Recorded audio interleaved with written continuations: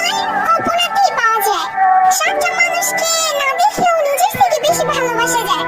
তাদের সাথে হাত ধরে কখনো রাস্তা পার হওয়া যায় না, কিন্তু কল্পনায় হাজারবার হাত ধরেছি। তাদের সাথে কখনো বৃষ্টিতে ভেজা হয়নি, কখনো একসাথে বসে মনের কথা বলা হয়নি, তাদেরকে কখনো জড়িয়ে ধরে ভালোবাসি কথাটা বলা হয়নি। কিন্তু তাতে কি, তাদের প্রতি তো মায়া কখনোই কমেনি।